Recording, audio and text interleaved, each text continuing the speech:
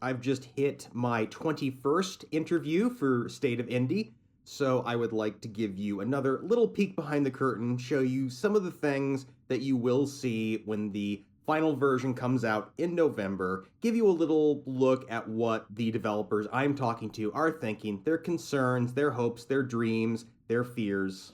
Just a reminder, if you have developed a game that you have released or are planning to release in 2025, you are still eligible to take the survey yourself. You will find a link to it in the description below. I do have enough responses right now to write the article, but more is always better. Last year I had 29. I would love to get more than that this year. So by all means, contact me. I don't care how small and insignificant you think you are. If you have an opinion and you meet the requirements, I would love to hear your opinion. My definition for what counts as a game coming out is pretty broad. So final release, early access, open beta, non-commercial projects, or if you are releasing DLC or major patches for a game that is already out, those all qualify you to take the survey yourself. But now let's take a look at some of the responses I've received since the last video I put up, and I'd like to start us off this time with some more positive things, because, I try to be a realist when I do things like this, and that can make me come across as a bit of a downer, but, there is still reason for hope, there is still reason for optimism, and I'd like to begin by looking at one of the strengths. I ask people what things are going well in the market, what do you think are the advantages that small developers have, and one response I've received quite a few times is people saying that they appreciate sort of the sharing, the sort of interplay between developers and how you can kind of learn from other people who are doing the same thing. Here's a representative comment from Dave Lloyd of Powerhoof. One of my favorite things about the industry is how it's always been very open to sharing and teaching others, and there's also so many people making games that you don't have to do it in isolation. So many cities have game dev meetups so you can hook up with other devs, get inspired, and find help when you need it. So that's a good thing.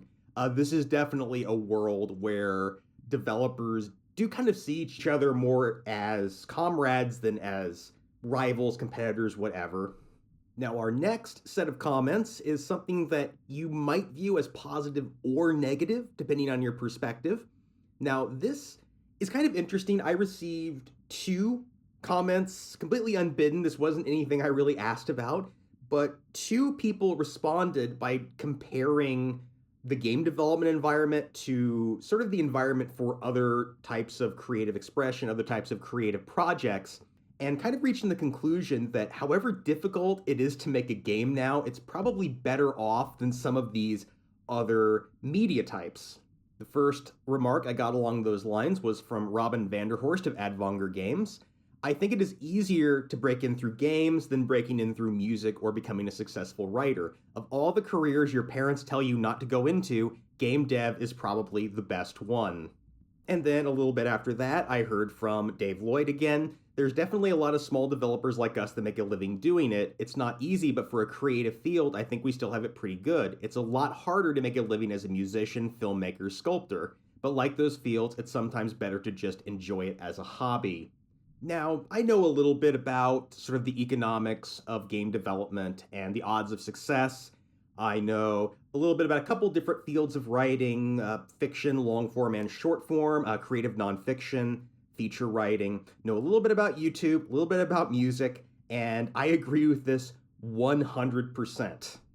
Writing is in a terrible, terrible place. I don't even care what you do. It sucks right now. Let's go ahead and pop that Volraven counter up there to let you see just how unsuccessful I have been in this regard.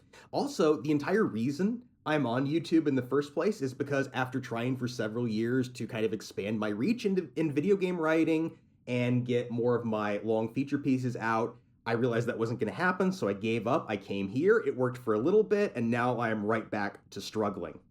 At this precise moment in time, I would say that, yeah, of all those things I mentioned earlier that I know at least a little bit about, I think if you are a video game developer, you are probably in the best possible place compared to all the rest of them, because if you can exercise certain baseline levels of competence and professionalism, if you do a little bit of minimal marketing, and you just are at least producing a game that is something people might want to play, you probably will do okay. You're not going to be a huge success, obviously, but you will, at the very least, reach a baseline level of success that is higher than the typical author or the typical musician.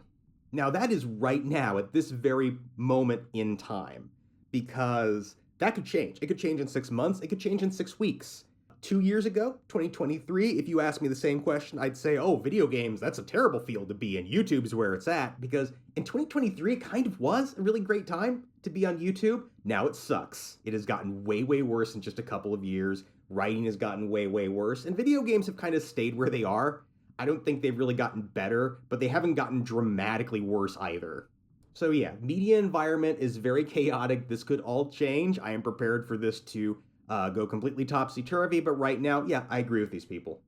Of course, that all depends on your definition of success, which is often an issue with a lot of really people in any creative field, developers not being exempted. Here's a comment from JN from Trace Brothers Games. Overambition is a leading cause of indie dev death. Plan a game you know you can ship. Updates, DLC, sequels. There are so many ways to expand a game after you launch, and you're much more likely to get there if you kept your launch scope realistic. Definitely great advice. The number of seemingly simple games I see that end up taking 6, 7, 8, 9, 10 years or more to finish is insane. Games just keep getting pushed back and pushed back and pushed back because the developers didn't quite know what they were getting into. They thought they were doing something realistic and they were wrong. I think there's good advice in here for anyone undertaking a creative project, which is that you should do something that you can finish.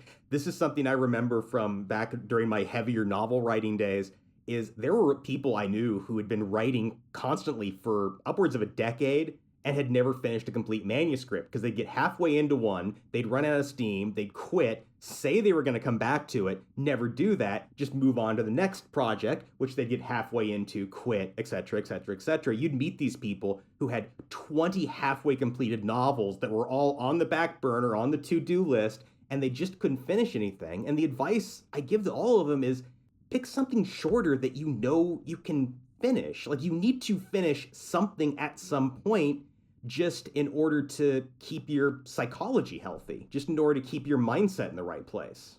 That comment also alludes to something that I've talked about before, which is that there is this shift towards treating games, including in the indie space, almost as if they're franchises of one. You start off with one game, and then when it's successful, instead of moving on, you stick with that game and you expand on it with DLC and updates. Here's another comment from JN on their strategy. We chose to make all updates available for free instead of charging for DLC. The amount of post-launch content we add still ends up being the size of multiple DLC expansions, but instead of paid DLCs, we add it as regular free updates. All of this has created a very positive audience and community around our games. This is something you see a lot. I've kind of previously described it as live service light.